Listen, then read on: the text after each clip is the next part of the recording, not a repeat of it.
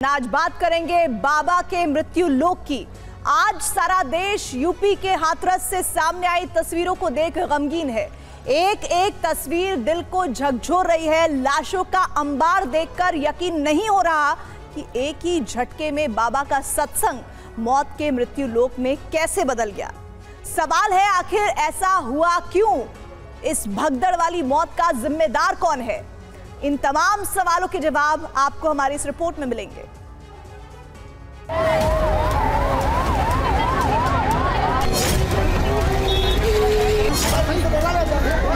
महाराज जी यहाँ से गए, उसके बाद निकलने के बाद में जब भीड़ भागी, उसके बाद में धक्का लगा एक दूसरे में। धक्का लगने के बाद में नीचे लोग दबते हुए चले गए।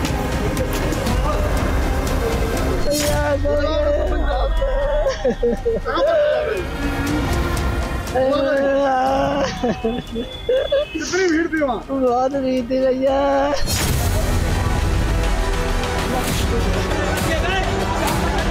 भीड़ थी, वो एक दूसरे के ऊपर हो गए बच्चे। समापन के बाद में भीड़ एकदम से सब निकली, वही एक दूसरे के ऊपर हो गई।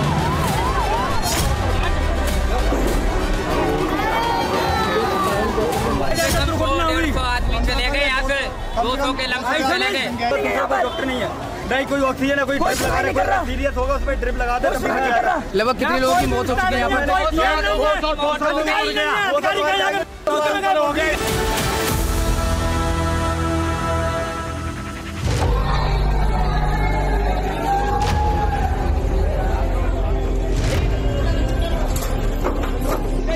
चप्पे चप्पे पर पसरी मौत के इस मंजर का गुनहगार कौन है?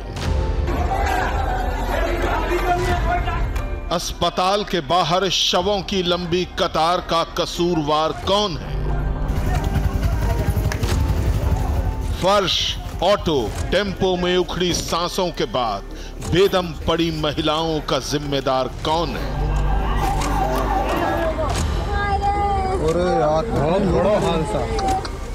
भगदड़ में मासूम जिंदगियों का अंत करने वाला कौन है? किसने उजाड़ती हंसती खेलती जिंदगी?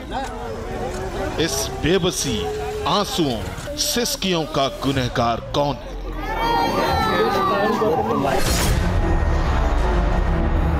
इन सवालों का जवाब बेहद आसान है। मौत के इस मंजर की तरह, इस ताजा ताजा बने शमशान की तरह। थोड़ा इंतजार कीजिए, जवाब मिलेगा और कसूरवार का चेहरा भी कैमरे पर होगा।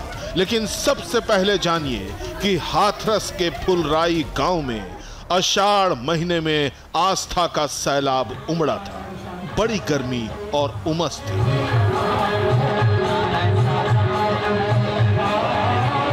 बावजूद इसके भक्तों की आस्था के आगे न गर्मी न उमस की कोई बिसात थी। पर क्षण में छनाक तय था और क्षण में छनाक हो गया।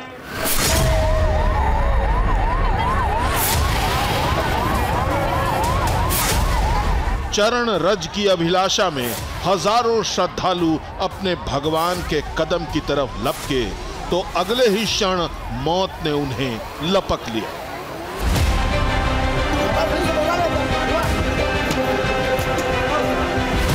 अब जानिए वो भगवान कौन था। भोले बाबा। जी, ठीक नाम सुना आपने, भोले बाबा। भोले बाबा, ये तस्वीर है भोले बाबा की आपके सामने। यही असली गुनहगार है इस मौत का, इस मंजर का। कौन है ये सूट बूट वाले भोले बाबा? जरा तफसील से उनका परिचय जान लीजिए। इनका एक नाम है नारायण साकार हरि। ये एटा जिले के बहादुर नगरी गांव के रहने वाले हैं। बचपन में पिता के साथ खेती किसानी करते थे। पुलिस में भर्ती हो गए और दारोगा बन गए। उनकी पोस्टिंग यूपी पुलिस के इंटेलिजेंस यूनिट में भी रही।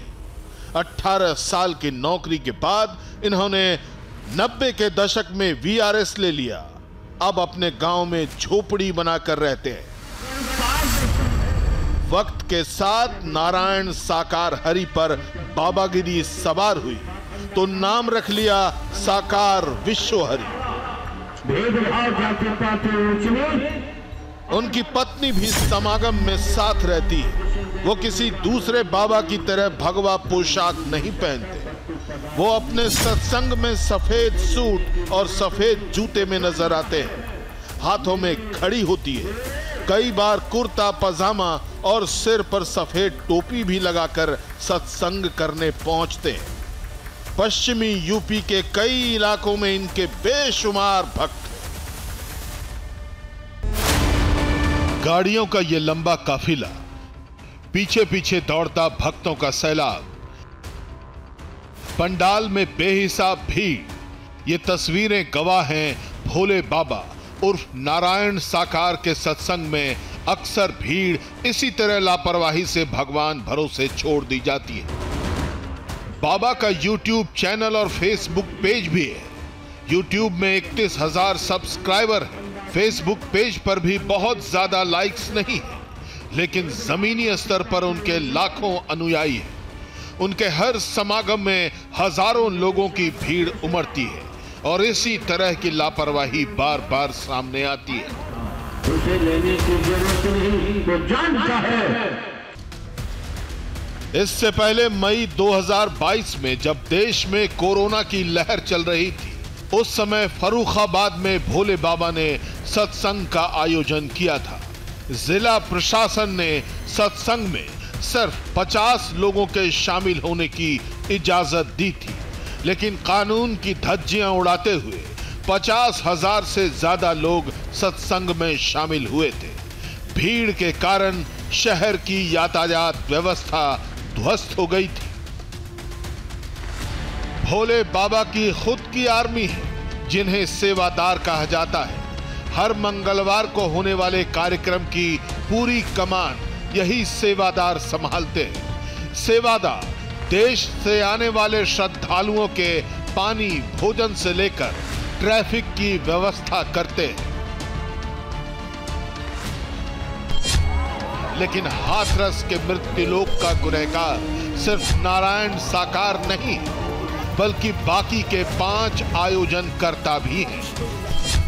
इनमें एक नाम है वेद प्रकाश मधुकर, दूसरा नाम है महेश चंद, तीसरा नाम है अनार सिंह, चौथा नाम है संजू यादव, पांचवा नाम है चंद्र यादव और छठा नाम है राम प्रकाश। फिलहाल बाबा समेत सभी आयोजक फरार। हाथरस से शिवांग माथुर के साथ विपिन चौबे, TV9 भारतवर्ष।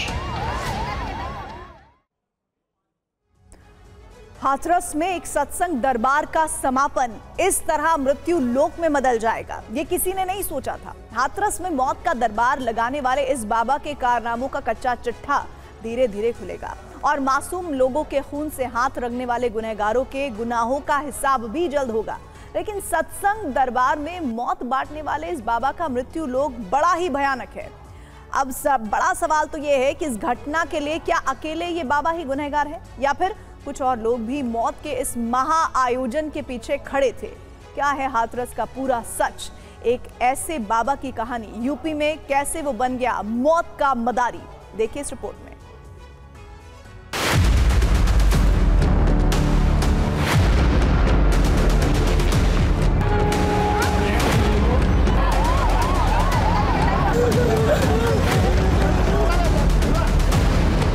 मेरे 2 बच्चे हैं। खत्म हो गए। की जिम्मेवारी के हिसाब से ये इतना कांड हुआ है।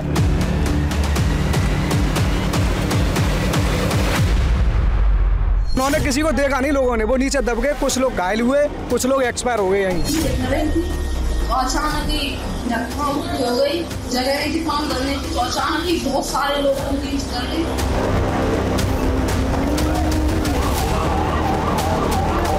देख सकते हैं कि यहाँ मरने वालों की संख्या जो है ज़्यादातर लोग पड़े हुए हैं। ये देखिए आप किस तरह से यहाँ पर जो महिलाएं हैं जो सब हैं वो पड़े हुए हैं। कोई रेफर करने वाला नहीं।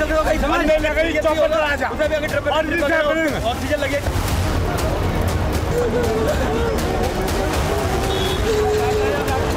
इस बात का अवगत करा रहे हैं कि बाबा के खिलाफ भी FIR होनी चाहिए उसमें। बिल्कुल जो भी है होनी चाहिए।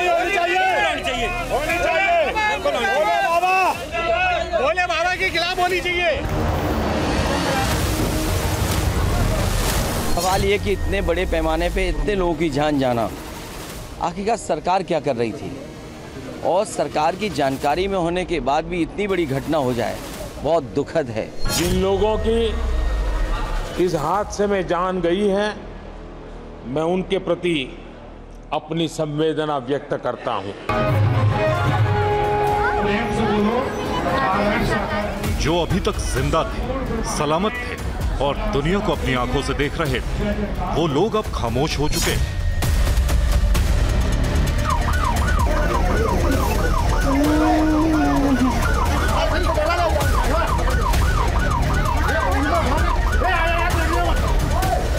उन बदनसीब लोगों में जो लोग जिंदा भी बच गए हैं, अब उनके पास कुछ बचा है तो उनकी चीखें,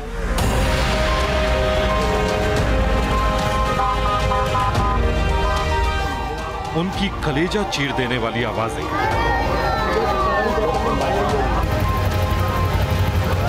और एक ऐसी यातना जिसे सुनकर ही रूह कांप उठती। जहां चंद घंटों पहले लोग हमारी और आपकी तरह ही जिंदा थे, वहां अब मौत का मंजर है।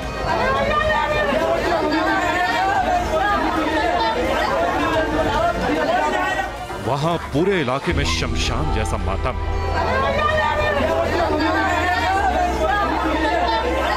यहां अब सिर्फ पथराई हुई आंखें, उन आंखों में अंतहीन आंसू है। छाती पीटती हुई आवाजें, यहां अब सिर्फ लाशों का अंबार है, मौत का हाहाकार है। चारों तरफ त्रासदी का भयावह संसार है। यहां अब अपनों की लाशों पर शोक का सन्नाटा है। चारों तरफ सिर्फ मौत की निशानियां हैं।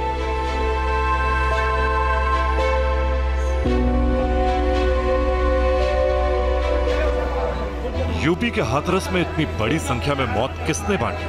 बेकसूर लोगों को इस तरह मौत की नींद किसने सुला दी? इन मातम करते लोगों की जिंदगियों को आखिर किसने वीरान कर दिया?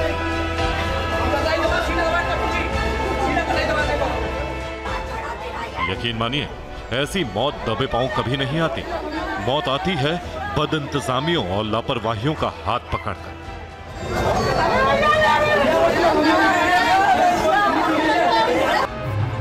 ऐसी मौतें आती हैं चंद ऐसे लोगों की वजह से जो खुद को हर नियम, हर कानून और हर सिस्टम से परे समझते हैं, जो अपने नाम, शोहरत और निजी फायदे के लिए आम लोगों की जिंदगी से खेलते हैं और उन्हें इस तरह मौत के दांव पर लगा देते हैं मानो इनकी जिंदगी की कोई कीमत ही ना। कौन है वो लोग जिनकी वजह से हाथरस में मौत का हाहाकार मच गया? आखिर हाथरस में देखते ही देखते इतना बड़ा हादसा कैसे हो गया? लेकिन जरा ठहरिए, सच कहें तो इसे हादसा कहें भी तो कैसे कहें, किस मुंह से कहें? क्योंकि ये तो सरासर लापरवाही है, ये तो खुलेआम बदइंतजामी है, ये तो पूरे सिस्टम के साथ मजाक है।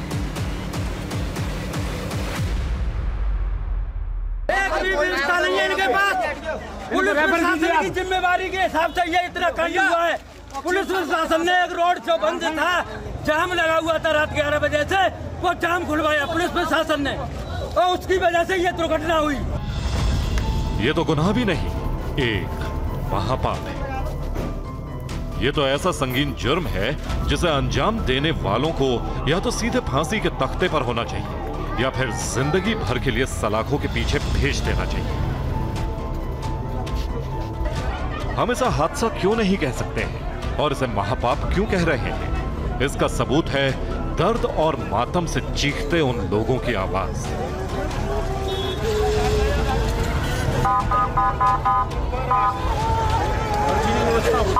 और उन लोगों का गुस्सा जिनकी जिंदगी में इस घटना ने एक ऐसा बड़ा जख्म दे दिया है जो कभी नहीं भर पाए।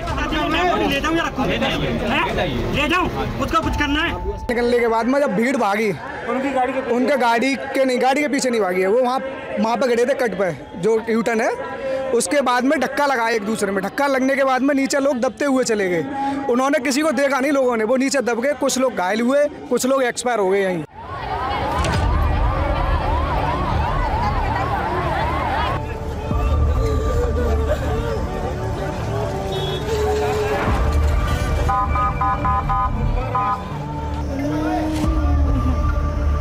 यकीन नहीं होता कैसे कोई एक आदमी सैकड़ों लोगों की जिंदगी से इस तरह खिलवाड़ कर लेता है और लोग भी उसकी चिकनी चुपड़ी बातों में आकर चुंबक की तरह उसके मृत्यु लोक में खिंचे चले आते हैं।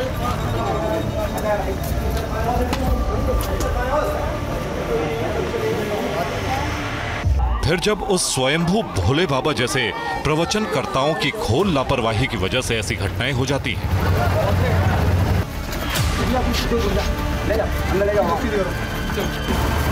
तो अपना सब कुछ एक झटके में गंवा बैठते हैं।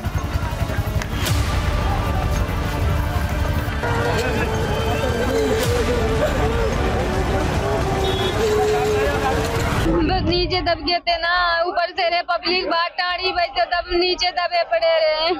कहाँ पर हो रहा था इस समय? हाँ, मेरे 2 बच्चे हैं। खत्म हो गए? उसके बाद में भीड़ एकदम से सब निकली गई, एक दूसरे के ऊपर सब हुई है। अच्छा, भगदड़ से मच गई, कुचल दिया एक दो।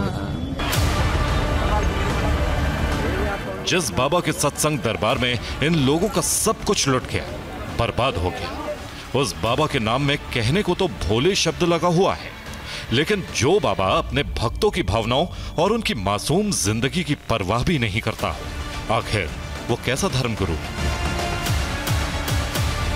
कैसा बाबा है, और किसने उस बाबा को खुलेआम मौत बांटने का लाइसेंस दे रखा है?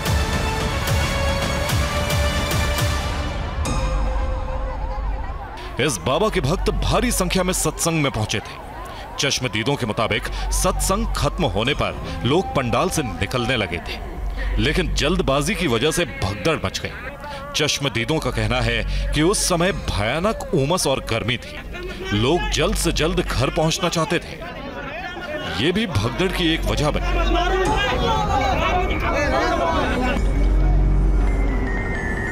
भगदड़ के बाद महिलाएं और बच्चे जमीन पर गिर पड़े। भगदड़ मचने से जमीन पर गिरे लोगों के ऊपर से पीछे से आ रहे लोग चढ़ते गए और थोड़ी ही देर में लाशों का अंबार लगता चला गया।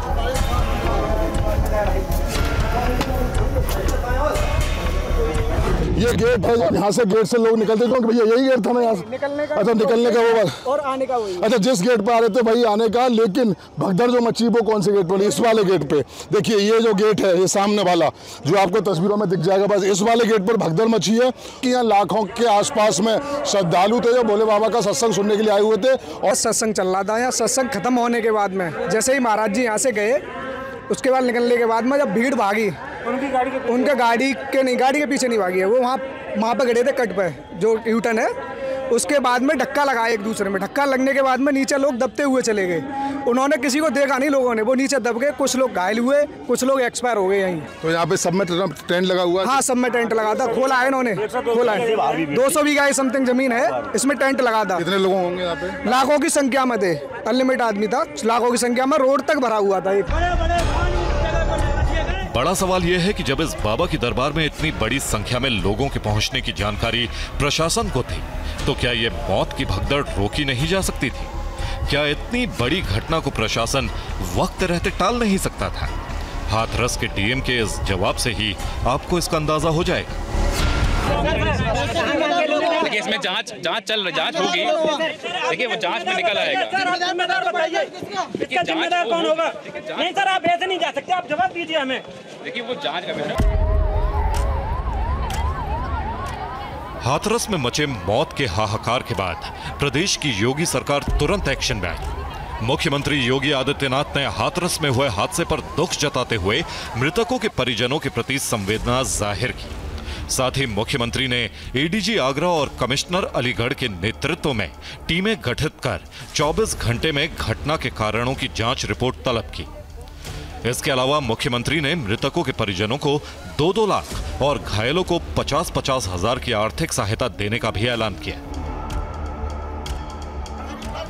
इस पूरे मामले की जांच के लिए हम लोगों ने एडिशनल डीजी आगरा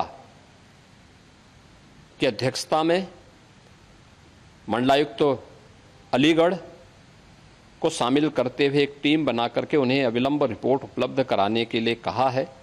भारत सरकार ने भी और राज्य सरकार ने भी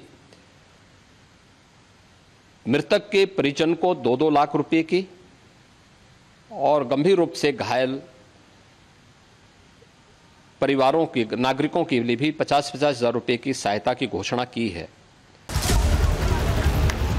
हाथरस में मौत के मातम की गूंज देश की संसद में भी सुनाई थी।